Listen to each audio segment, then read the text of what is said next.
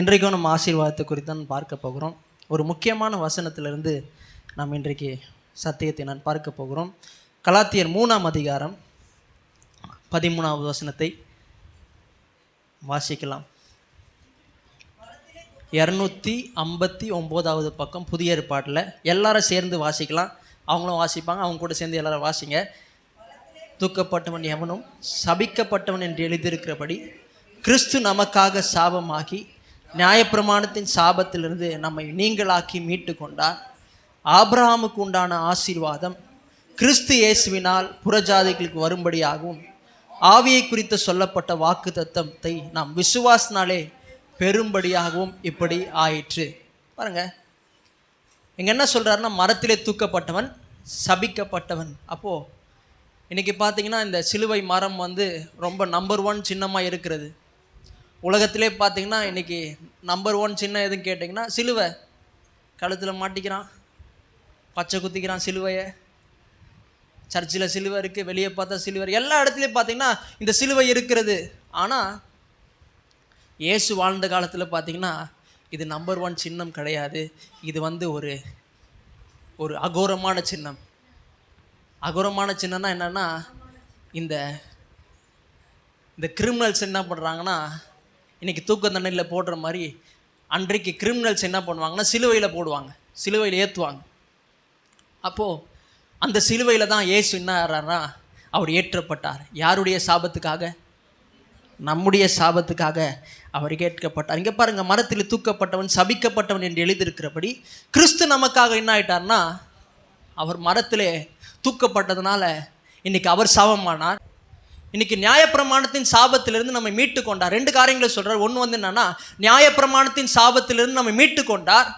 2வது சொல்கிறார், என்ன சொல்கிறாருன்னா, ஆபிரகாமுக்கு உண்டான ஆசீர்வாதம் கிறிஸ்து இயேசுவினால் புறஜாதிகளுக்கு வந்திருக்கிறது. 2 காரியம். ஒன்று நியாயப்பிரமாணத்தின் சாபத்திலிருந்து நம்ம மீட்டு கொண்டார்.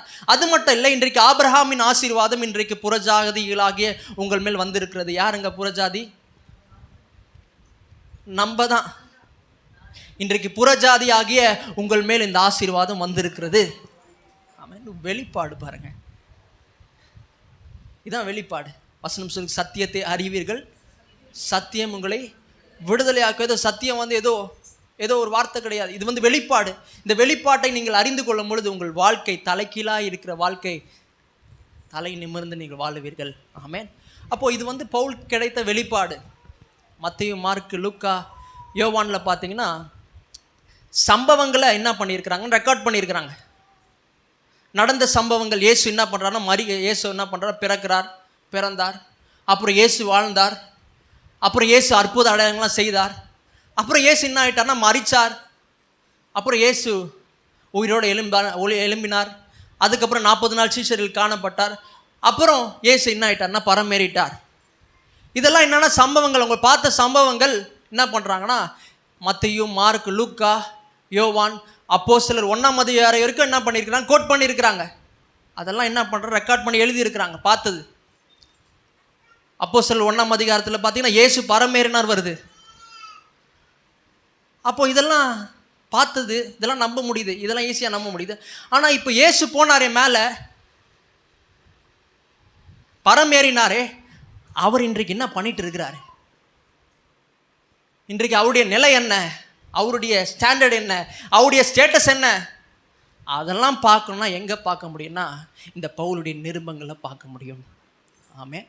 பவுல் சொல்லுகிறார், எபேசியில் சொல்லுகிறார், எல்லா துரைத்தனங்களுக்கும் மரணத்திலிருந்து அவரோட உயிரோடு எழுப்பி, இயேசுவை உயிரோடு எழுப்பி என்ன பண்ணுறாருன்னா, எல்லா துரைத்தனங்களுக்கும் அதிகாரங்களுக்கும் வல்லமைக்கும் இன்மையில் மாத்திரமல்ல மறுமையிலும் பேர் பெற்றிருக்கும் எல்லா நாமத்திற்கும் மேலாக இயேசு உயர்த்திட்டாராம். வெளிப்பாடு இது. இயேசு எங்கே இருக்கிறார்னா பிதாவுடைய வலது பாசத்தில் இருக்கிறார். நீங்கள் எங்கே இருக்கிறீங்க? டக்குன்னு வராரு. இந்த 2ஆம் அதிகாரத்தில் 7வது வசனம் சொல்கிறார், கிறிஸ்துவுக்குள் அவரோடு கூட நாம் உன்னதங்களில் நாம் உட்காரும்படி செய்திருக்கிறார். இன்றைக்கு அவரோடு கூட நம்ம உட்கார்ந்து கொண்டு இருக்கிறோம். இதெல்லாம் வெளிப்பாடு. இதெல்லாம் ஆண்டவர் என்ன பண்ணுறாருன்னா பவுலுக்கு வெளிப்படுத்தினார், அவர் எழுதினார். அதே போல் இங்கே ஒரு வெளிப்பாடை சொல்கிறார். இங்கே கலாத்தியர் 3ஆம் அதிகாரத்தில் 13ஆம் வசனத்தில் வெளிப்பாடை சொல்கிறார். எல்லாரும் என்ன பண்ணுறாங்கன்னா இயேசு மரிச்சது சொல்கிறாங்க. மத்தேயு, மார்க், லூக்கா, யோவான், அப்போஸ்தலர் பார்த்தீங்கன்னா இயேசு மரிச்சார். சிலுவையில். அவ்வளோதான் அவங்களால சொல்ல முடியுது. ஆனால் பவுல் என்ன சொல்கிறாருன்னா, அவர் மரிச்சாரே, இந்த சிலுவைக்கு பின்னாடி என்ன நடந்துச்சு, என்ன சொல்கிறாருன்னா, மரத்தில் தூக்கப்பட்டவன் சபிக்கப்பட்டவன் என்று எழுதியிருக்கிறபடி கிறிஸ்து நமக்காக சாபமான அந்த சிலுவைக்கு பின்னாடி என்ன நடந்துச்சு, கிறிஸ்து நமக்காக சாபமாகி நியாயப்பிரமாணத்தின் சாபத்திலிருந்து நம்ம மீட்டு கொண்டார். இன்றைக்கு ஆபிரகாமின் ஆசீர்வாதம் இன்றைக்கு நம்ம மேல் வந்திருக்கிறது. இதான் வெளிப்பாடு. ஆமென். இதை தான் அறிந்து கொள்ளணும். அவன் தான் பார்க்க போகிறோம். இந்த வசனத்தை தான் நம்ம பார்க்க போகிறோம். பாருங்கள், எப்பயுமே நம்ம மேலே ஆசீர்வாதம் வந்திருக்கு. இந்த ஆசீர்வாதத்தை நம்ம அறிந்து கொள்ளணும்னா, இந்த ஆசீர்வாதத்துடைய மேன்மையை நம்ம பார்க்கணுன்னா ஃபஸ்ட்டு என்ன பார்க்கணுன்னா, சாபத்தை பார்க்கணும். இந்த சாபத்தை பார்த்தா தான் இந்த ஆசீர்வாதத்துடைய மேன்மை தெரியும். பாருங்கள், இங்கே சொல்கிறார், நியாயப்பிரமாணத்தின் சாபத்திலிருந்து நம்மை மீட்டு கொண்டார். இது நாங்கள் நியாயப்பிரமாணத்தின் சாபம். நியாயப்பிரமாணத்தின் சாபத்தை பார்க்கணும். ஃபஸ்ட்டு சாபம் என்னன்னு தெரியணும் உங்களுக்கு. ஃபஸ்ட்டு சாபத்தை நம்ம பார்க்கலாம். ஆதியாகமம் 3ஆம் அதிகாரம் 16ஆம் வசனத்தை நாம் வாசிக்கலாம்.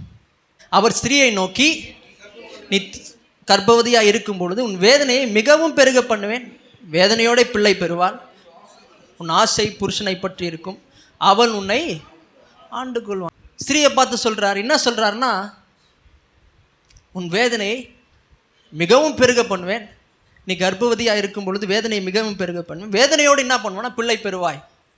ஏன் ஸ்திரியை பார்த்து சொல்கிறாரு? ஏன் சொல்கிறாருன்னா, ஆண்டவர் சொன்னால், நீ தோட்டத்தில் உள்ள சகல விருட்சத்தின் கனியும் புசிக்கலாம், ஆனால் நன்மை தீமை அறியத்தக்க விருட்சத்தின் கனியை மட்டும் நீ புசிக்காத அப்படின்னு சொன்னார். ஆனால் இவங்க என்ன பண்ணாங்க, நீ என்ன சொல்கிறது, கடவுள்னா நீ சொல்கிறத நான் கேட்கணுமா? நம்ம என்ன பண்ணுவோம், கோடு போட்டால் கோடை தாண்ட வேணாம் சொன்னால் அந்த கோடை தான் தாண்டுவோம். அப்போ இங்கே ஆதாமும் ஏவாள் என்ன பண்ணாங்கன்னா மீறினார்கள். மீறுதல் வசனம் சொல்லு, நம்முடைய மீறுதல் நிமித்தம் அவர் என்ன பண்ணார்னா காயப்பட்டார். அப்போ இவங்க என்ன பண்ணுறாங்கன்னா மீறிட்டாங்க. பாவம்னா என்னது? பாவம்னா விபச்சாரம் பண்ணுறது, வேசித்தனம் பண்ணுறது, குடிக்கிறது, சிகரெட் அடிக்கிறது, இதெல்லாம் பாவமா? இதெல்லாம் பாவத்துடைய விளைவுகள். பாவம்னா என்னது? பாவம்னா என்னதுன்னா ஆண்டவருடைய வார்த்தையை மீறுகிறது தான் பாவம். ஆமாம், இந்த வசனம் சொல்லுகிறதுல இந்த வசனத்தை கேட்காம போகிறது தான் பாவம். அப்போ ஆண்டவர் சொல்கிறத இவன் கேட்காதனால என்ன ஆச்சுன்னா, அவர் ஸ்திரீயை நோக்கி 16ஆம் வசனத்தில், அவள் ஸ்திரீயை நோக்கி, நீ கர்ப்பவதியாக இருக்கும் பொழுது உன் வேதனையை மிகவும் பெருக பண்ணுவேன். பாருங்க, நிறைய பேர் என்ன நினச்சிக்கிறாங்கன்னா, ஆண்டவர் சபிக்கிறவர், ஆண்டவர் சாபத்தை கொடுத்தார். பாருங்கள், ஆண்டவர் சாபத்தெல்லாம் கொடுக்கல. நான் சொன்னேன், இன்றைக்கி எலக்ட்ரிசிட்டி என்ன பண்ணியிருக்கோன்னா ஒயர் பண்ணி வச்சுருக்குறோம். இதெல்லாம் நல்லதுக்கு.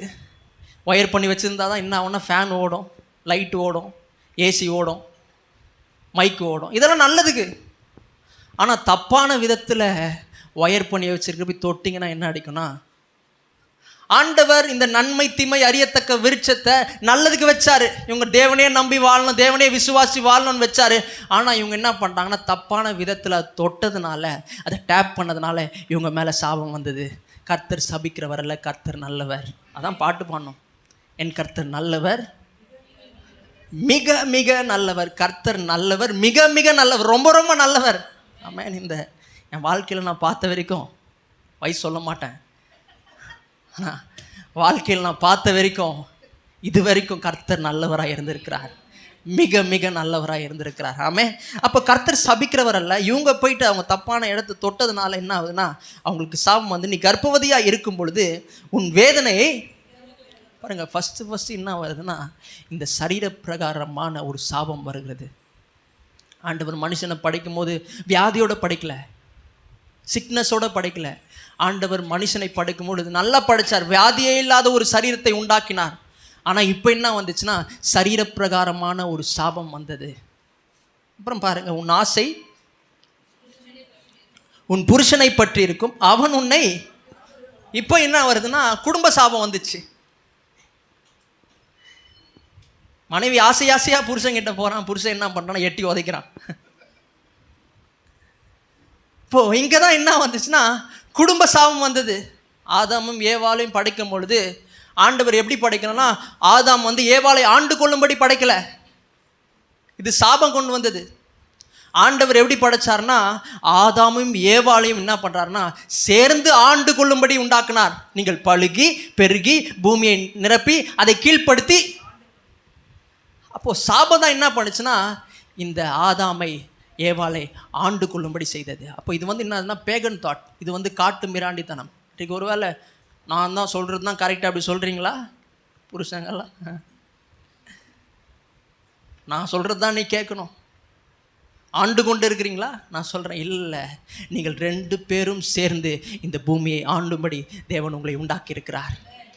ஆமே. அப்போது இங்கே குடும்ப பிரச்சனை வந்துச்சு. அடுத்தது பார்த்தீங்கன்னா 17 19 பாருங்க. பின்பு அவர் ஆதாமை நோக்கி, நீ உன் மனைவியின் வார்த்தைக்கு செவி கொடுத்து புசிக்க வேண்டாம் என்று நான் உனக்கு விலக்கின விருட்சத்தின் கனியை புசித்தபடியினாலே பூமி உன் நிமித்தம் சபிக்கப்பட்டிருக்கும். நீ உயிரோடு இருக்கும் நாளெல்லாம் வருத்தத்தோட அதன் பலனை பாருங்க. நீ உயிரோடு இருக்கும் நாளெல்லாம் வருத்தத்தோட அதன் பலனை புசிப்பா. இங்கே என்ன வந்துச்சுன்னா பிழைக்கிறதே கஷ்டமாயிடுச்சு. இங்கே பொருளாதார ஒரு சாபம், இங்கே கையின் பிரயாசத்தில் ஒரு சாபம். அது உனக்கு முள்ளும் குறுக்கும் முளைப்பிக்கும், வெளியின் பயிர்வைகளை நீ புசிப்பாய், நீ பூமியிலிருந்து எடுக்கப்பட்டபடியால் நீ பூமிக்கு திரும்ப மட்டும் உன் முகத்தின் வேர்வையால் ஆகாரத்தை புசிப்பாய். அப்போ இன்னைக்கு வேலை செய்கிறது கஷ்டமாயிடுச்சு. இன்னைக்கு என்ன பண்ணுறேன்னா மனுஷன் வேர்வை சிந்தி உழைச்சி வேர்வை சிந்தி கஷ்டப்பட்டு என்ன பண்ணுறான்னா வேலை செய்கிறான். ஆனால் ஆண்டவர் மனுஷனை உண்டாக்கலை. மனுஷன் பிழைக்கிறது எப்படி பிழைக்கணும் ஆண்டவர் வச்சுருந்தாருன்னா ஆசீர்வாதத்தில் நீ பிழைக்கணும். ஆனால் இப்போ எதில் பிழைக்கிறான்னா வேர்வை சிந்தி அவன் பிழைக்கிறான். ஆமே. அப்போது பாருங்கள், ஆதாமுக்கு ஏவாளுக்கு ஆண்டவர் வந்து பொழுதுபோக்காக தான் வேலையை கொடுத்தாரு. எல்லாத்தையும் படிச்சுட்டு சரி இவனுக்கு போர் அடிச்சிரோமே, அதற்காக என்ன பண்ணுறான்னா சரி நீ என்ன பண்ணுறன்னா அக்ரிகல்ச்சர் பண்ணு, விவசாயம் பண்ணு அப்படின்னு சொல்லிட்டு என்ன பண்ணுறான்னா பொழுதுபோக்காக கொடுத்தாரு. ஆனால் இப்போது அக்ரிகல்ச்சர் பண்ணுறான், விவசாயம் பண்ணும்போது கூட சேர்ந்து என்ன வளருதுன்னா முள்ளும் குறுக்கும் முளைப்பிக்கிறது. இப்போ வேர்வை சிந்தி இதெல்லாம் எடுத்து போடுறதுக்கே அவன் வேர்வை ஊற்றுது அப்படியே. அப்போ வேர்வம் என்பது சாபம். ஆமே. கூடிய சீக்கிரத்தில் ஏசி போட போகிறோம். நம்ம ஆசீர்வதிக்கப்பட்டவர்கள். ஆமே. அப்போது இங்கே தான் என்ன வந்துச்சுன்னா பிழைக்கிறது ரொம்ப கஷ்டமாயிடுச்சு. இங்கே பொருளாதார சாபம் வந்தது. அது மட்டும் இல்லை, இன்னொரு காரியத்தை இங்கே சொல்லுகிறார். இங்கே 21 23 பார்த்தீங்கன்னா, தேவனாகிய கர்த்தர் ஆதாமுக்கும் அவன் மனைவிக்கும் தோல் உடைகளை உண்டாக்கி அவர்களுக்கு உடுத்தினார். பின்பு தேவனாகிய கர்த்தர், இதோ மனுஷன் நன்மை தீமை அறியத்தக்கவனாய் நம்மில் ஒருவரை போல் ஆனான். இப்பொழுதும் அவன் தன் கையை நீட்டி ஜீவ விருட்சத்தின் கனியை பறித்து புசித்து என்றென்றைக்கும் உயிரோடு இராதபடிக்கு செய்ய வேண்டும் என்று அவன் எடுக்கப்பட்ட மண்ணை பண்படுத்த தேவனாகிய கர்த்தர் அவனை ஏதேன் தோட்டத்தில் இருந்து அனுப்பிவிட்டார். பாருங்க, ஏதேன் தோட்டத்திலிருந்து அனுப்பிவிட்டார். பாருங்க, எல்லா சாபத்தை காட்டிலும் இதுதான் பெரிய சாபம். இந்த குடும்ப சாபம், இந்த பொருளாதார சாபம், இந்த சரீர சாபத்தை விட எது ரொம்ப பெரிய சாபம்னா தேவனோடு இருந்த ஐக்கியம் இப்போ போய்விட்டது. மீன் ஏதேன் தோட்டத்தில் யார் இருந்தா? ஏதேன் தோட்டத்தில் தேவன் இருந்தார். ஆனால் இப்போ மனுஷன் என்ன பண்ணுறான்னா ஏதேன் தோட்டத்திலிருந்து தேவன் அவனை துரத்தினார். இன்றைக்கு இருக்கிறதுலே பெரிய சாபம் என்னன்னா தேவனோடு இருக்கிற ஐக்கியம் போய் விடுகிறது தான். இன்றைக்கு பாருங்கள், ரட்சிக்கப்படாத எவ்வளோ பேர் இருக்கிறாங்க. அவங்களாம் சாபத்துக்குள்ளே வாழ்ந்து கொண்டு இருக்கிறாங்க. ஏன்னா அவங்க வாழ்க்கையில் யார் இல்லைன்னா தேவன் இல்லை. அப்போது 4 சாபங்கள் பார்த்தோம். ஒன்று வந்து என்னன்னா, நான் கொஸ்டின் கேட்பேன், நான் பாஸ்டர் மாதிரி போயிட மாட்டேன். ஃபஸ்ட்டு என்னது? சரீர பிரகாரமான சாபம், பொருளாதார சாபம், அப்புறம் குடும்ப சாபம், அப்புறம் என்னன்னா தேவனோடு இருந்த ஐக்கியம் இப்போ என்ன ஆயிடுச்சுன்னா போய்விட்டது. ஆனால் இங்கே என்ன சொல்கிறாங்கன்னா நியாயப்பிரமாணத்தின் சாபத்திலிருந்து விட்டுக்கொண்டார். அப்போ நம்ம சாபத்தை பார்த்தா அப்போ நியாயப்பிரமாணத்தின் சாபம்னா என்னது அப்படின்னு பார்க்கும் பொழுது உபாகமம் 28ஆம் அதிகாரம் பார்த்தீங்கன்னா 15 68 வாசிக்க வேணாம். இந்த 4 சாபங்களுடைய விரிவாக்கம், இந்த 4 சாபங்களுடைய டீட்டெயில்டு வெர்ஷன் தான் என்னதுன்னா நியாயப்பிரமாணத்தின் சாபம். இல்லை குடும்ப சாபம்னு வரும், இதில் பார்த்திங்கன்னா நிறைய வரும். இந்த திருமண வாழ்வில் தோல்வி அதெல்லாம் நிறைய வரும். அப்போ அதுடைய என்னதுன்னா டீட்டெயில் வெர்ஷன் தான் இந்த நியாயப்பிரமாணத்தின் சாபம். நிறைய இருக்குது. 1ஆம் அதிகாரத்திலேருந்து 28ஆம் அதிகாரத்தில் 1வது வசனத்திலேருந்து 14ஆம் வசனம் பார்த்திங்கன்னா ரொம்ப நல்லாயிருக்கும் வாசிக்கிறதுக்கே. என்ன சொல்கிறாருன்னா, நீ அவனுடைய அப்பத்தின் தண்ணீரை ஆசீர்வதிப்பேன், வியாதியை உன்னை விட்டு விலக்குவேன், நீ கையிடும் வேலையில் எல்லா வேலையும் நான் ஆசீர்வாதத்தை கட்டளை எடுப்பேன். அப்புறம் சொல்கிறான், நீ வருகையிலும் ஆசீர்வதிக்கப்பட்டிருப்பாய், நீ போகையிலும் ஆசீர்வதிக்கப்பட்டிருப்பாய், உனக்கு விரோதமாய் உருவாக்கப்படும் எந்த ஆயுதம் வாய்க்காது, 7 வழியாய் உனக்கு முன்பாக 1 வழியாய் வருவார்கள், 7 வழியாய் என்ன பண்ணுறாங்க, ஓடுவார்கள். அப்புறம் நீ வாளாயிராமல் தலையாக இருப்ப, நீ கீழாயிராமல் மேலாக இருப்ப, நீ அநேக ஜாதிகளுக்கு கடன் கொடுப்ப, நீ கடன் வாங்காது இருப்ப. ரொம்ப நல்லா இருக்கு. எப்படிங்க மனப்பாடமாக சொல்கிறீங்க? நான் ஒவ்வொரு நாளும் சொல்லுவேன், ஆண்டவரே நான் வாளாக இருக்கக்கூடாது, நான் தலையாக இருக்கணும், நான் கீழே இருக்கக்கூடாது, நான் மேலே இருக்கணும், நான் போகையிலும் வருகையிலும் நான் எப்படி இருக்கணும், ஆசீர்வாதமாக இருக்கணும், நான் அநேக ஜாதிகளுக்கு கடன் கொடுக்கணும், நான் கடன் வாங்கக்கூடாது. இதெல்லாம் டெய்லி என்ன பண்ணணும் நான் சொல்லுவேன். அப்போ இதெல்லாம் நல்லா இருக்குது, ஆசீர்வாதம் ரொம்ப நல்லா இருக்குது. ஆனால் இந்த 15வது வசனத்திலிருந்து 68வது வசனம் படிக்கும் பொழுது உங்களுக்கு நல்லா இருக்காது, டிப்ரெஷன் வந்துடும். ஏன்னா இது ஃபுல்லாக என்னதுன்னா சாபங்கள். கிட்டத்தட்ட 50 வசனம் என்னன்னா சாபங்கள். என்னென்ன சாபம் நான் சொன்னான்னு டைம் ஆகிடும். ஆனால் உங்களுக்காக நான் என்ன பண்ணியிருக்கேன்னா கட் ஷார்ட் பண்ணி நான் எடுத்துகிட்டு வந்திருக்கிறேன். அதை மட்டும் சொல்கிறேன். ஒன்று என்னதுன்னா, இந்த நியாயப்பிரமாணத்தின் சாபத்தில் ஒன்று என்னன்னா சிக்னஸ், வியாதி. வியாதி என்பது சாபம். நிறைய பேர் என்ன சொல்கிறாங்க, வியாதினா இருக்க தானே செய்யும், மூக்குனா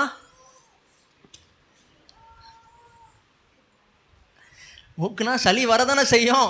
இல்லை, இது வந்து சாபங்க. தேவன் படைக்கும் பொழுது இப்படி படைக்கல, தேவன் நல்லா படைச்சார் ஆண்டவர்.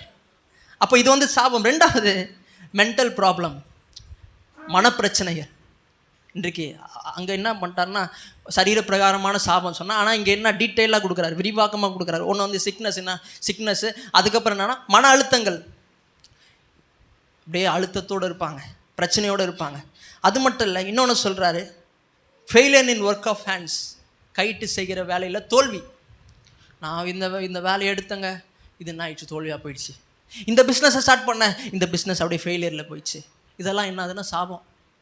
அப்புறம் சொல்கிறாரு ஃபெயிலியர் இன் மேரிட்டல் லைஃப், இன்றைக்கு திருமண வாழ்க்கையில் தோல்வி, இது சாபம்.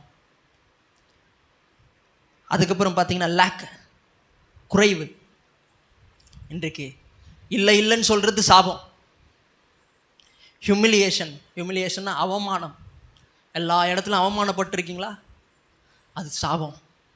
வேலையில் அவமானப்படுறீங்களா, அது சாபம். அப்புறம் ஹங்கர், பட்டினி, அது சாபம். முன்னாடிலாம் பார்த்தீங்கன்னா நாங்கள் பட்டினியில் தான் இருந்தோம், ஆனால் இன்றைக்கி நாங்கள் ஆசீர்வாதமாக இருக்கிறோம். முன்னாடிலாம் பார்த்தீங்கன்னா எங்கள் அம்மா பால் பாக்கெட் வாங்கி டீ போடுவாங்க, இந்த பாலில் என்ன பண்ணுவாங்கன்னா ஒரு சொம்பு தண்ணி ஊற்றுவாங்க. இன்னும் பார்த்தீங்கன்னா அந்த கவர் இருக்கும், அந்த கவரை நல்லா கலக்கி இருக்கிற பால் எல்லாத்தையும் என்ன பண்ணுவாங்கன்னா எடுத்து ஊற்றுவாங்க. ஆனால் இன்னைக்கு நான் என்ன பண்ணுறேன்னா பாலை ஊற்றுறேன், தண்ணிலாம் ஊற்றுறது கிடையாது, அந்த கவர்லாம் இருந்தாலும் என்ன தூக்கி போட்டுறேன். முன்னாடி சாபத்தில் இருந்தோம், ஆனால் இன்றைக்கு ஆசீர்வாதமாக இருக்கிறோம். ஆமே. அப்போ பட்டினி என்னன்னா சாபம். சிரிக்கிறீங்க, சந்தோஷமாக இருக்கு. அடுத்தது ஸ்லேவரி, அடிமைத்தனம். இஸ்ரவேல் ஜனங்க பார்த்தீங்கன்னா அடிமைத்தனத்துக்குள்ளே இருந்தாங்க, சாபத்துக்குள்ளே இருந்தாங்க. இப்போ அடிமை வேலையெல்லாம் பார்த்தீங்கன்னா அடிமை பண்ணியே வச்சுருப்பான். நீ என் கீழே தான் இருக்கணும், எனக்கு அடியில் தான் இருக்கணும், இதெல்லாம் அடிமைத்தனம், இதெல்லாம் சாபம். அதுக்கப்புறம் பார்த்தீங்கன்னா ஃபியர், பயம். எதுக்கு எடுத்தாலும் பயம். ஐயோ செத்துருவோனா, ஐயோ எப்படி ஆகிடுமோ, அப்படி ஆகிடுமோ, சின்ன ஒரு இது தான் வந்திருக்கோம், அப்படியே கட்டி தான் வந்திருக்கும், ஓ கேன்சர் கட்டியாக இருக்குமோ, பயம். இதெல்லாம் ஒரு சாபம் பாருங்க. அதுக்கப்புறம் பார்த்தீங்கன்னா டெப்ட், கடன் சாபம். நிறைய பேர் கடன் வந்து சாபமா, சாபம் தான் கடன். வசனம் சொல்லி அநேக ஜாதிகளுக்கு அமெரிக்க தேசமே கடன் வாங்குதுங்க, சாபங்க. இஎம்ஐ சாபம். அப்போ அடுத்தது ரெஸ்ட்லெஸ் ஆஃப் ஹார்ட், அமைதியற்ற மனம். அமைதியாகவே இருக்காது மனம், அப்படியே எதனா ஒன்று யோசிச்சுன்னா அப்படியே கலங்கிட்டே இருப்பாங்க. அது ஆயிடுச்சு, இது ஆயிடுச்சு, இது ஆயிடுச்சு, அப்படியே சொல்லிட்டே இருப்பாங்க. இது வந்து சாபம். மென்டல் டிப்ரெஷன், மன அழுத்தத்துக்குள்ளே இருப்பாங்க, சாபம். பாருங்கள், ஒரு சிஸ்டர் நாங்கள் பார்க்குறது, ஒரு பிரதர் நாங்கள் பார்க்குறதுக்கு போனோம், ஹாஸ்பிட்டலில் இருந்தார். அவங்க அம்மா எங்கிட்ட பேசிகிட்டு இருந்தாங்க, கிட்டத்தட்ட 1 hour பேசுகிறாங்க. அவங்க அப்படியே மன அழுத்தத்தில் இருக்காங்க, சொன்னதே திருப்பி திருப்பி திருப்பி திருப்பி திருப்பி திருப்பி சொல்லிட்டு இருக்கிறாங்க. எங்களுக்கும் டைம் ஆகுது, டைம் பார்க்குறோம், அவங்க பாட்டுன்னு சொன்னதே சொல்லிட்டு இருக்கிறாங்க. பாருங்க, பார்த்தீங்கன்னா அவங்க மன அழுத்தத்துக்குள்ளே இருக்கிறாங்க, ஒரு சாபத்துக்குள்ளே இருக்கிறாங்க. அதுக்கப்புறம் பார்த்தீங்கன்னா மென்டல் அக்னி, மனவேதனை.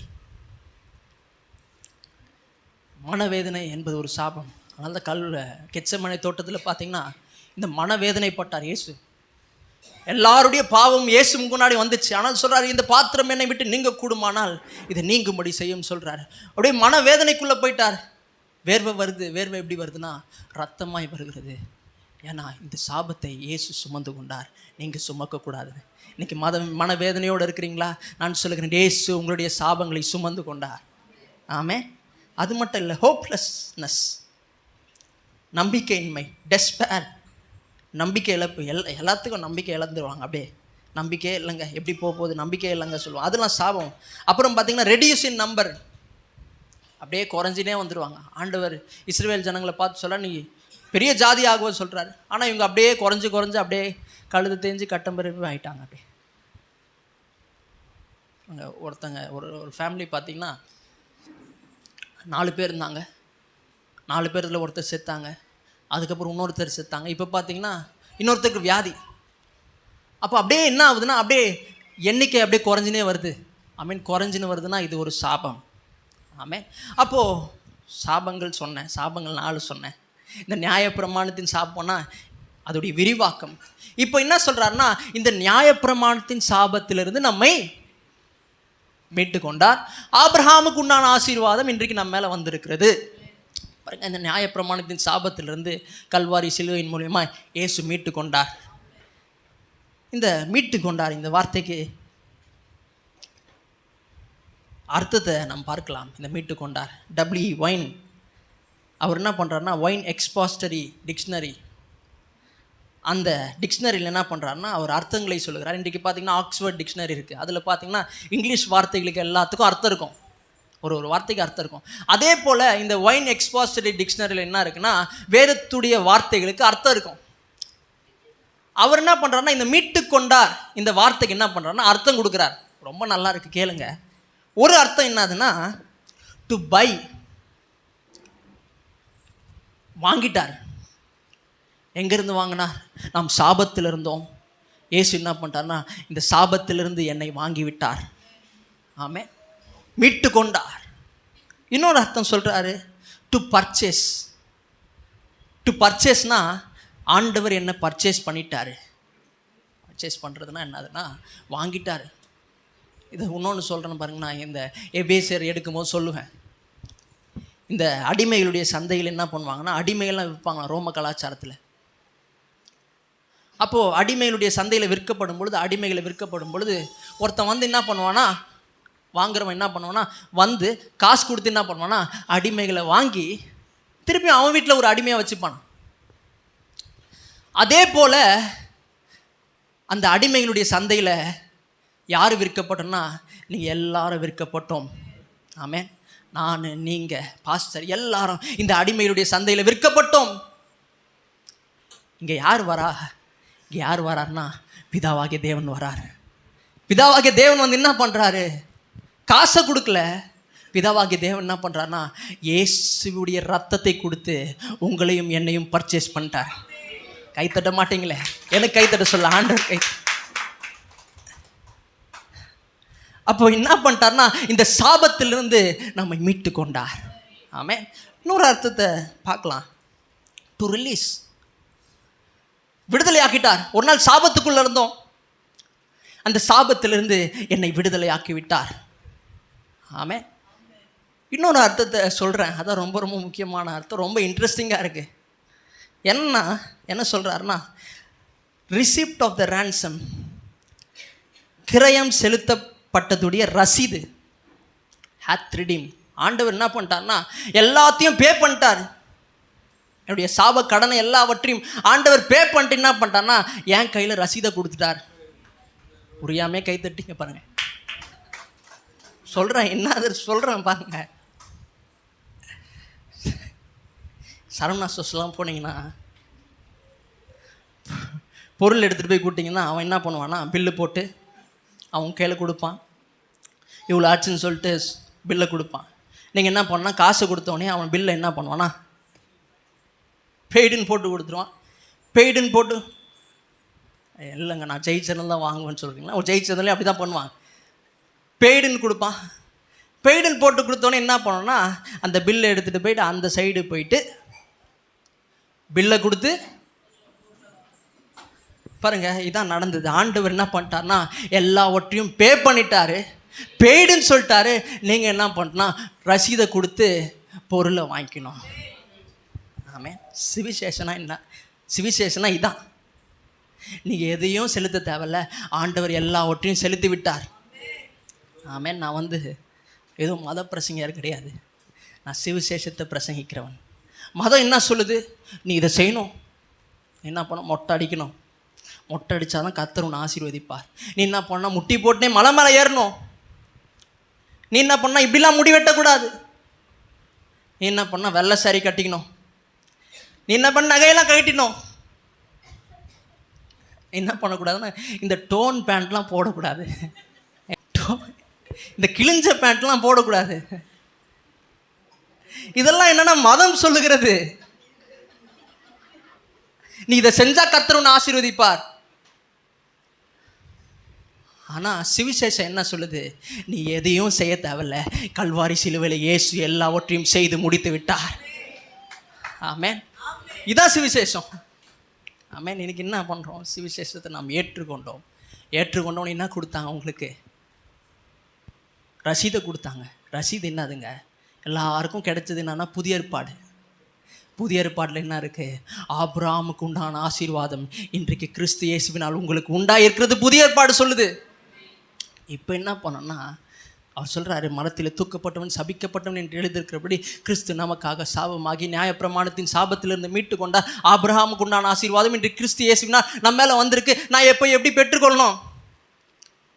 அதை வாசிங்க, அதை மட்டும் வாசிங்க. விசுவாசத்தினால் ஆபிரகாமுக்கு உண்டான ஆசீர்வாதம் கிறிஸ்து இயேசுவினால் புற ஜாதிகளுக்கு வரும்படியாகவும் ஆவியை குறித்து சொல்லப்பட்ட வாக்கு தத்தத்தை நாம் விசுவாசத்தினால். இதை எப்படி பெற்றுக்கொள்ள போகிறோம்? எப்படி பெற்றுக்கொள்ள போகிறோன்னா, எப்படி பில்லை கொடுத்துட்டு பொருளை வாங்குகிறோமோ அதே போல் இன்றைக்கு நாம் இந்த காரியங்களை, இந்த ஆசீர்வாதத்தை எப்படி பெற்றுக்கொள்ள மாட்டோம்னா விசுவாசத்தின் மூலியமாய் பெற்றுக்கொள்ள போகிறோம். நான் ஏதோ செய்யறதுனால ஆண்டவர் ஆசீர்வதிக்க போகிறது இல்லை. ஆண்டவர் எல்லாவற்றையும் செய்து முடித்து விட்டார். என்னுடைய கடன் எல்லாம் அடைக்கப்பட்டது, இந்த சாபத்தின் கடன் எல்லாம் அடைக்கப்பட்டது. இன்றைக்கு என் மேலே ஆசீர்வாதம் வந்திருக்கு. இந்த ஆசீர்வாதத்தை எப்படி சுகந்தரிக்க போகிறேன்? விசுவாசத்தின் மூலியமாய் நான் சுகந்தரிக்க போகிறேன். எது மறந்தாலும் இதை மறக்கக்கூடாது. சரவணாசு ஜெயச்சந்திரன் அதுக்கு தான் சொன்னேன். ஏன்னா நம்ம ஆளுங்க அதை கரெக்டாக வச்சுப்பாங்க. அப்போ ஆண்டவர் எல்லாவற்றையும் செலுத்தி விட்டார், நான் எதுவும் செலுத்த தேவையில்லை. ஆமென். அப்போ எதுங்க தசமபாகம் கொடுக்க சொல்கிறீங்க? ஆண்டவர் தான் எல்லாம் செலுத்திட்டார்ல, அப்போ ஏன் தசமபாகம் கொடுக்கணும்? இந்த தசமபாகத்தை கூட என்ன நினச்சிக்கிறாங்கன்னா ஏதோ கடன் செலுத்தி இவங்க ஆசீர்வாதத்தை பெற்றுக்கொள்கிறாங்க. பாருங்கள், இவங்க என்ன நினச்சிக்கிறாங்கன்னா பில் பே பண்ணுற மாதிரி. சேலரி வரும்போது என்ன பண்ணுவாங்கன்னா கேஸ் பில்லுக்கு ஒன்று எடுத்து வச்சுருவாங்க, அப்புறம் வாடகை பில்லுக்கு ஒன்று எடுத்து வச்சுருவாங்க, அப்புறம் கரண்ட்டு பில் கொஞ்சம் எடுத்து வச்சுருவாங்க. அதுக்கப்புறம் என்னன்னா தசமபாகமும் ஒரு பில்லு போல்.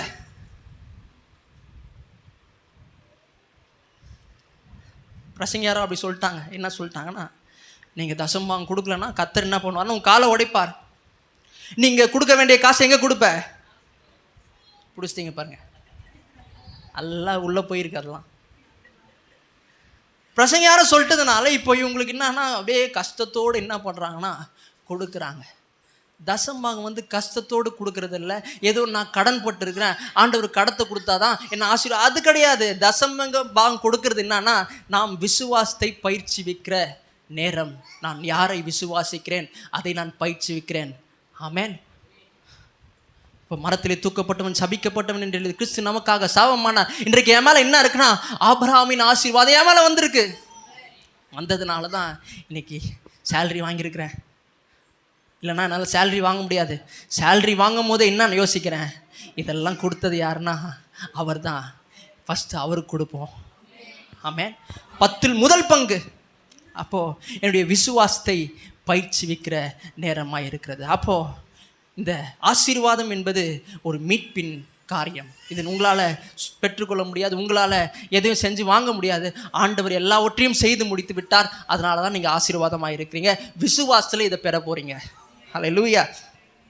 சரி, சில காரியத்தை நான் சொல்ல விரும்புகிறேன். அதை மட்டும் பார்த்து நான் முடிக்கலாம். There is a difference between covenant and contract. இந்த உடன்படிக்கைக்கும் இந்த ஒப்பந்தத்துக்கும் வித்தியாசம் இருக்கிறது. கவனன்ட் சொல்லும்போது என்னதுன்னா உடன்படிக்கை. உடன்படிக்கைன்னு சொன்னால் லைஃப் லாங். திருமண வாழ்க்கை என்னன்னா கவனன்ட், உடன்படிக்கை. இது ஒப்பந்தம் கிடையாது. ஒப்பந்தம்னா கொஞ்சம் குறிப்பிட்ட காலம்தான். ஆனால் திருமண வாழ்க்கை என்னதுன்னா இட்ஸ் அ உடன்படிக்கை, இட்ஸ் அ கவனன்ட். கடைசி வரைக்கும் என்ன பண்ணணும், அவங்க கூட தான் வாழ்ந்தாகணும். கான்ட்ராக்டாக இருந்துச்சுன்னா பரவாயில்ல, ஓகே, ஒப்பந்தமாக இருந்தது. ஆனால் இது என்னதுன்னா உடன்படிக்கை, இது கவனன்ட். ஆமேன். அவரோடு கூட தான் வாழ்ந்தாகணும் கடைசி வரைக்கும். ஆமேன். அப்போ இங்கே என்ன பண்ணுறாருன்னா ஆபிரகாம், தேவன் என்ன பண்ணுறாருன்னா ஆபிரகாமோடு ஏதோ ஒரு ஒப்பந்தம் பண்ணல, ஏதோ கான்ட்ராக்ட் பண்ணல. ஆபிரகாமோடு பண்ணது என்னன்னா உடன்படிக்கை. என்ன உடன்படிக்கை பண்ணார்? என்ன உடன்படிக்கை பண்ணார்னா, நான் உன்னை ஆசீர்வதிக்கவே ஆசீர்வதித்து உன்னை பெருகவே பெருக பண்ணுவேன், பூமியில் வம்சங்கள் எல்லாம் உனக்குள்ள என்ன பண்ணுறான்னா உடன்படிக்கை பண்ணுகிறார். ஆசீர்வாதம் என்கிற உடன்படிக்கை பண்ணுகிறார். இப்போ அந்த உடன்படிக்கை என்ன ஆகுதுன்னா ஆபிரகாம் மேலே இருக்குது அந்த ஆசீர்வாதம். இது லைஃப் லாங். இது கான்ட்ராக்ட் கிடையாது, ஒரு ஒப்பந்தம் கிடையாது, ஏதோ ஆபிரகாமோடு முடிகிற காரியம் இல்லை.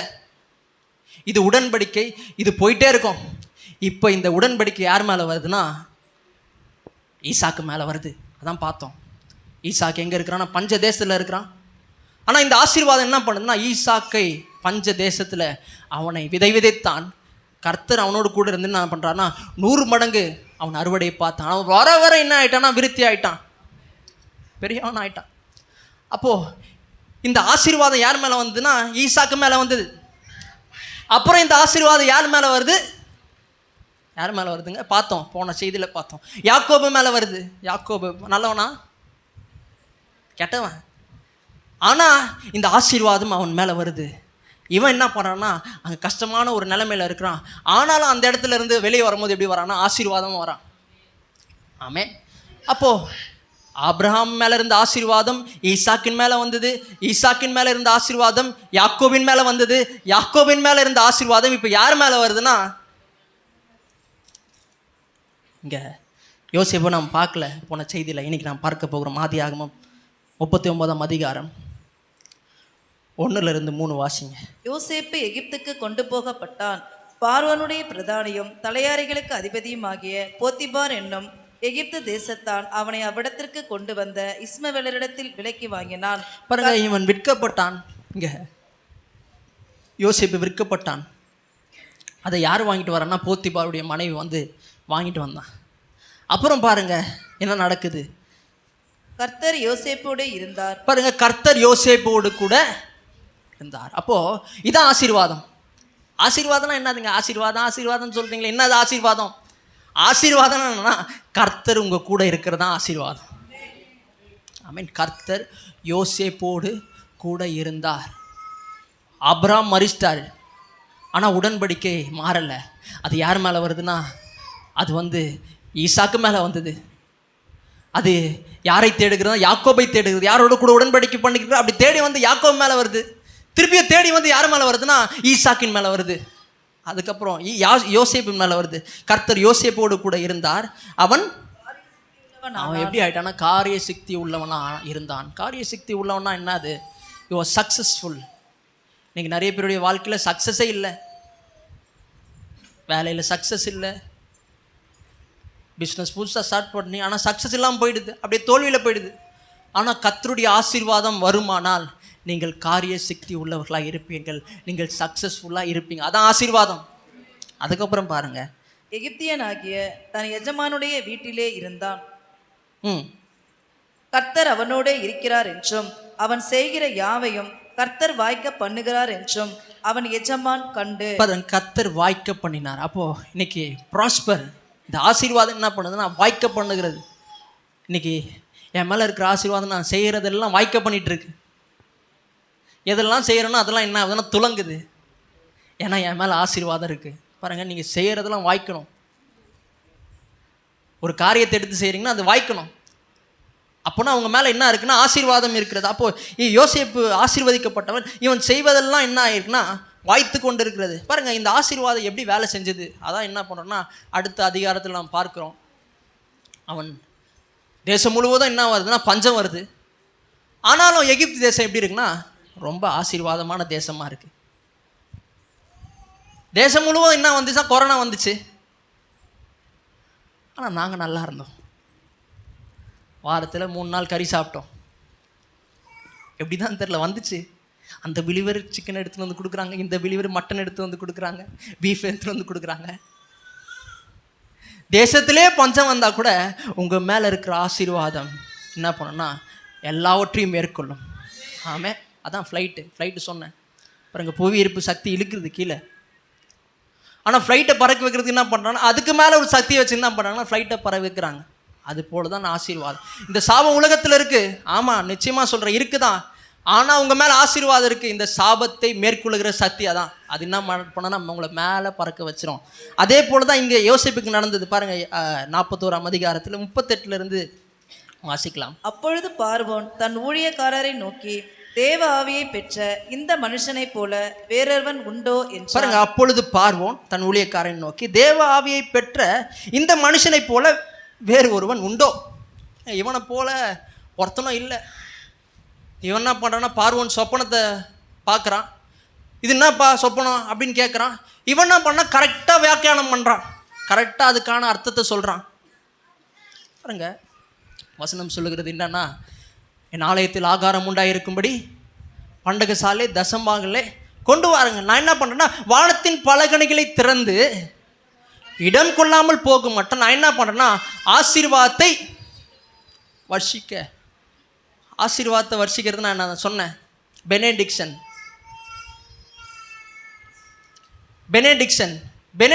என்னது? பெனடிக்ஷன்னா போன செய்தியில் சொன்னேன் என்னன்னா நல்லதொரு வார்த்தையை என்ன பண்ணுறாருன்னா நல்லதொரு வார்த்தை என்ன பண்ணுறாருன்னா இருதயத்தில் போடுறார். கரெக்டாக என்ன பண்ணுறேன்னா அந்த அந்த சொப்பனத்துக்கு கரெக்டான வார்த்தையை சொல்கிறார். இருதயத்தில் போட்டு என்ன பண்ணுறேன்னா அந்த சொப்பனத்தை அர்த்தத்தை சொல்ல வைக்கிறார். ஆமே, இந்த வார்த்தை தான் என்ன பண்ணுச்சுன்னா அவனை உயர்த்தினது. அதுக்கப்புறம் வாசிங்க. பின்பு பார்வோன் யோசேப்பை நோக்கி, தேவன் இவை எல்லாவற்றையும் உனக்கு வெளிப்படுத்தியிருக்கிறபடியால் உன்னை போல் விவேகமும் ஞானமும் உள்ளவன் வேறொருவனும் இல்லை. உன்னை போல விவேகமும் ஞானமும் உள்ளவன் ஒருத்தனும் இல்லை. இவன் பாருங்க விவேகமாக இருக்கிறான், ஞானம் உள்ளவனா இருக்கிறான். அதுக்கப்புறம் வாசிங்க. நீ என் அரண்மனைக்கு அதிகாரியாய் இருப்பாய். உன் வாக்கின்படியே என் ஜனங்கள் எல்லாரும் அடங்கி நடக்க கடவுள். பாருங்க, உன் வாக்கின்படியே, அவன் சொன்ன வார்த்தையின்படியே. பாருங்க, வாக்கின்படியே சொல்றாரு. வாக்கின்படியே என்னதுன்னா வார்த்தையின்படினா கரெக்டாக ஆண்டவர் என்ன பண்ணுறேன்னா அந்த சொப்பனத்தை வியாக்கியானம் பண்ணும்படி, அதுக்கு அர்த்தத்தை சொல்லும்படி கரெக்டாக அவனுக்கு உள்ளத்தில் என்ன பண்ணுறான்னா இருதயத்தில் என்ன பண்ணுறான்னா ஒரு வார்த்தையை போடுறார். அந்த வார்த்தை தான் என்ன பண்ணுச்சுன்னா அவனை அதிகாரியாக மாற்றி. வாக்கின்படியே என் ஜனங்கள், அப்படியே ஃபுல்லாக வாசிச்சிருங்க. நீ என் அரண்மனைக்கு அதிகாரியா இருப்பாய். 43 வரைக்கும் வாசிச்சிருங்க. உன் வாக்கின்படியே என் ஜனங்கள் எல்லாரும் அடங்கி நடக்க கடவர்கள்.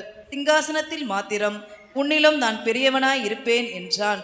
பின்னும் பார்வோன் யோசேப்பை நோக்கி, பார், எகிப்து தேசம் முழுமைக்கும் உன்னை அதிகாரி ஆக்கினேன் என்று சொல்லி பார்வோன் தன் கையில் போட்டிருந்த தன் முத்திரை மோதிரத்தை கழற்றி அதை யோசேப்பின் கையிலே போட்டு மெல்லிய வஸ்திரங்களை அவனுக்கு உடுத்தி பொன் சரப்பணியை அவன் கழுத்திலே தரித்து தன்னுடைய 2ஆம் ரதத்தின் மேல் அவனை ஏற்றி தெண்டனிட்டு பணியுங்கள் என்று அவனுக்கு முன்பாக கூறிவித்து எகிப்து தேசம் முழுமைக்கும் அவனை அதிகாரி ஆக்கினான். எகிப்து தேசம் முழுவதும் அவனை சிறையில் இருக்கிறான். ஆனால் இப்போ என்ன ஆயிட்டானா அதிகாரியாய் மாறினான். எப்படிங்க? ஒரே ஒரு வார்த்தை, அந்த ஆசீர்வாதம், தேவன் போட்ட ஒரே ஒரு வார்த்தை என்ன படிச்சுன்னா அவனை அந்த இடத்துல அவனை அதிகாரியாக மாற்றி. கடைசியில் பார்த்தீங்கன்னா அந்த 41ஆம் அதிகாரத்தில் கடைசியில் பார்த்தீங்கன்னா தேசம் முழுவதும் பஞ்சம் வருது. அவன் சொன்னபடியே தேசம் முழுவதும் பஞ்சம் வருது. ஆனால் இங்கே எகிப்து தேசம் மட்டும் எப்படி இருக்குன்னா ரொம்ப ஆசீர்வாதமாக இருக்குது. அதை மட்டும் வாசிக்கலாம். 54வது வசனத்தை வாசிங்க. யோசேப்பு சொல்லியபடி 7 வருஷம் பஞ்சம் தொடங்கினது. பஞ்சம் அவன் சொன்னபடியே வந்துச்சு பஞ்சம். சகல தேசங்களிலும் பஞ்சம் உண்டாயிற்று. ஆனாலும் எகிப்து தேசமெங்கும் ஆகாரம் இருந்தது. பாருங்க, ஆனாலும் அதான் முக்கியமான வார்த்தை. கர்த்தர் உங்களோடு கூட இருப்பார் என்று சொன்னால், அங்கே ஊரில் கொரோனாவே வந்தாலும், கண்ட்ரியில் எக்கனாமி லெவல் கீழே போனாலும் ஆனாலும் நீங்கள் நல்லா இருப்பீங்க. ஆமென். இதான் ஆசீர்வாதம். என்னதான் கீழே போனாலும், எல்லாரும் கீழே போயிட்டு இருந்தாலும் அந்த இடத்துல நீங்கள் மேலே போக ஆரம்பிப்பீங்க. அதான் தாவீது சொல்கிறான், நான் மரண இருளின் பள்ளத்தாக்கில் நடந்தாலும் பொல்லாப்புக்கு பயப்பட, உலகம் முழுவதும் மரண இருள் வரலாம், ஆனால் என்ன ஒன்றும் செய்ய முடியாது, ஆனாலும் நீங்கள் நல்லா இருப்பீங்க. அதான் ஆசீர்வாதம். அப்போது இவன் சொன்னது எல்லாம் அப்படி நடக்குது. பார்த்திங்கன்னா தேசம் முழுவதும் இவன்கிட்ட வரான். அப்போது என்ன சொல்ல வரேன்னா, இந்த உடன்படிக்கை தேவன் ஆபிரகாமோடு செய்த உடன்படிக்கை. என்ன உடன்படிக்கை? ஆசீர்வாதம் என்கிற உடன்படிக்கை பண்ணார். இந்த ஆசீர்வாதம் யார் மேலே வருதுன்னா ஈசாக்கு மேலே வருது. இந்த ஆசீர்வாதம் யார் மேலே போகுதுன்னா யாக்கோபு மேலே போகுது. திருப்பியும் தேடுது, யாருனா இருக்காங்களா? தேடும் போது யார் இருக்காருன்னா யோசேப்பு இருக்கிறாரு. இந்த ஆசீர்வாதம் யார் மேலே வருதுன்னா யோசேப்பு மேலே வந்துச்சு. அதுக்கப்புறம் பார்த்தீங்கன்னா மோசஸ் மேலே இந்த ஆசீர்வாதம் வந்துச்சு. ஆண்டவர் மோசக்கிட்ட பேசும்போது என்ன சொல்கிறாரு? நான் ஆபிரகாமின் தேவனும் ஈசாக்கின் தேவனும். அப்போது வேணுன்ட்டு என்ன பண்ணுறாருன்னா ஆபிரகாமின் தேவன் சொல்கிறார், நான் உடன்படிக்கை பண்ணேன், ஆனாலும் உன் ஆசீர்வாதம் நீ நல்லவனால இல்லை. அதே போல் இந்த ஆசீர்வாதம் யார் மேலே வருதுன்னா இப்போ தாவீது மேலே வந்துச்சு. தாவீது கீழான ஒரு நிலையில் இருக்கிறான். ஆனால் அவன் சாகும்போது சொல்கிறான், எப்பா நான் நிறைய காசு சேர்த்து வச்சிட்டேன். அவங்க பையன்கிட்ட சாலமன்கிட்ட சொல்கிறான், எப்பா நான் நிறைய காசு சேர்த்து வச்சிட்டேன், நீ என்ன பண்ணனா இது சபை கட்டுறதுக்கு வச்சுக்கோ. எவ்வளோ காசு சேர்த்து வச்சார் அவர்? கேட்கும் போது பெஜாராக இருக்குது. 1000 கோடிக்கு மேலே சேர்த்து வச்சாராம். ஆசீர்வாதங்க இதான். 1 கோடி வந்தால் என் நிலமா மாறுவாங்க. வரோம் இயேசுவின் நாமத்தினால. ஏன்னா உங்கள் மேலே ஆசீர்வாதம் என்ன பண்ணா எல்லா காந்தகம் போல் இது என்ன பண்ணா எல்லாவற்றையும் இழுக்கிற சக்தி உங்கள் மேலே இருக்கிறது. ஆமென். பாவிகளுடைய ஆஸ்திகள் என்ன பண்ணுறேன்னா எடுத்து என்ன பண்ணுறேன்னா அதுதாங்க பாவி வச்சிருக்கிறான். இன்னைக்கு அதெல்லாம் யார்கிட்ட வரப்போகுதுன்னா ஆசீர்வதிக்கப்பட்டவன் கிட்ட வரப்போகுது. ஆமென். அப்போது தாவீது மேலே வந்துச்சு. அதுக்கப்புறம் இந்த ஆசீர்வாதம் யார் மேலே போச்சுன்னா இயேசுவின் மேலே போச்சு. இங்கே சொல்கிறார், இன்ட்ரெஸ்டிங்கான விஷயம் என்னன்னா, இங்கே கலாத்தியரில் 3ஆம் அதிகாரத்தில் 14வது வசனத்தில் பார்த்தீங்கன்னா, ஆபிரகாமுக்கு உண்டான ஆசீர்வாதம் கிறிஸ்து இயேசுவினால் புற ஜாதிகளுக்கு வரும்படியாகவும் ஆவியை குறித்து சொல்லப்பட்ட வாக்கு தத்தத்தை நாம் விசுவாசத்தினாலே பெரும்படியாகவும் இப்படி ஆயிற்று. இந்த ஆசீர்வாதம் இப்போ யார் மேலே வந்திருக்குன்னா கிறிஸ்து இயேசுவினால் இன்றைக்கு எல்லார் மேலேயும் வந்திருக்கு. ஆமேன். உங்கள் மேலே எல்லாம் என்ன இருக்குன்னா ஆசீர்வாதம் இருக்கிறது. ஆமேன். நீங்கள் சாபத்துக்குள்ளே இல்லை. ஒரு நாள் சாபத்துக்குள்ளே இருந்து நீங்கள் ரட்சிக்கப்படுறதுக்கு முன்னாடி. ஆனால் இந்த ஆசீர்வாதம் இந்த சுவிசேஷம் என்ன வந்துச்சுன்னா உங்ககிட்ட வந்துச்சு. வந்ததுனால நீங்கள் விசுவாசிங்க. விசுவாசித்தவொன்னே என்ன ஆச்சுன்னா நீங்கள் மேலான ஒரு நிலைமையில் வந்துட்டீங்க. ஆமேன். நான் கீழே இருந்தேன், ஆனால் ஆண்டவரை விசுவாசிக்க ஆரம்பித்தேன். ஆபிரகாமின் ஆசீர்வாதம் என் மேலே இருக்கு, நான் நம்ப ஆரம்பித்தேன். பாருங்க, இது என்ன பண்ணுச்சுன்னா என்னை போக போக மேலே கொண்டு அதை சொல்கிறாரு, ஆவியை குறித்து சொல்லப்பட்ட வாக்கு தத்தத்தை நாம் விசுவாசத்தினாலே பெறும்படி. அப்போ நம்ம இன்னைக்கு இந்த ஆசீர்வாதத்தை எப்படி பெற்றுக்கொள்ள போகிறோம்? எப்படி பில்லை கொடுத்து பொருளை வாங்குகிறோமோ சரவணா ஸ்டோர்ஸில், அதே போல் இன்றைக்கு விசுவாசத்தின் மூலமாய் ஆசீர்வாதத்தை பெற்றுக்கொள்ள போகிறோம்.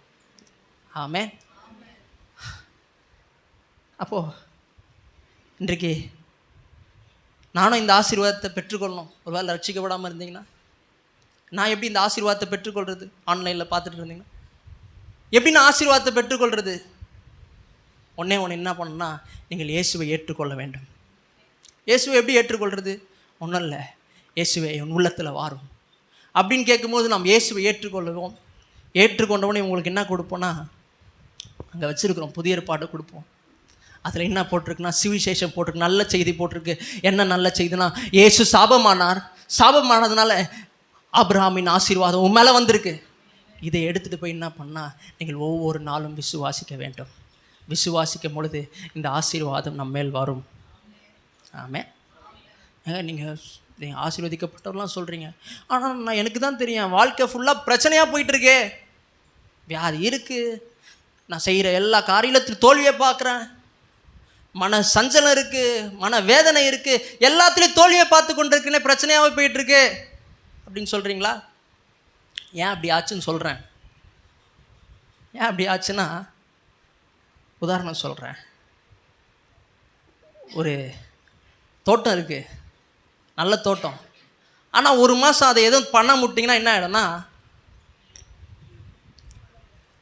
தோட்டத்தில் அப்படியே முள்லாம் உண்டாகி தோட்டத்தை அப்படியே நாசமாக்கிடும். நிறைய பேருடைய வாழ்க்கை ஏன் இப்படி நாசமாக போச்சுன்னா, ஏன்னா அவங்களுக்கு இந்த மாதிரி நியூ டெஸ்டமென்ட் புக்கை கொடுத்துருப்பாங்க, இந்த புதிய ஏற்பாட்டு இந்த நற்செய்தி புஸ்தகத்தை கொடுத்துருப்பாங்க, ஆண்டவர் இதெல்லாம் செஞ்சுருக்கிறார்ப்பா அப்படின்னு கொடுத்துருப்பாங்க. ஆனால் இவங்க என்ன பண்ணிட்டாங்கன்னா அப்படியே விட்டாங்க, படிக்காமல் விட்டதுனால என்ன ஆயிடுச்சுன்னா அவங்க வாழ்க்கை பிரச்சனைக்குள்ளே போய் கொண்டு இருக்கிறது. இன்றைக்கு நீங்கள் என்ன பண்ணணும்னா, என் மேலே ஆபிரகாமின் ஆசீர்வாதம் இருக்குது, இன்றைக்கு நீங்கள் விசுவாசித்து நீங்கள் அதை சுதந்திரிக்க வேண்டும். ஆமென். எல்லாரும் எழுந்து நிற்கலாம்.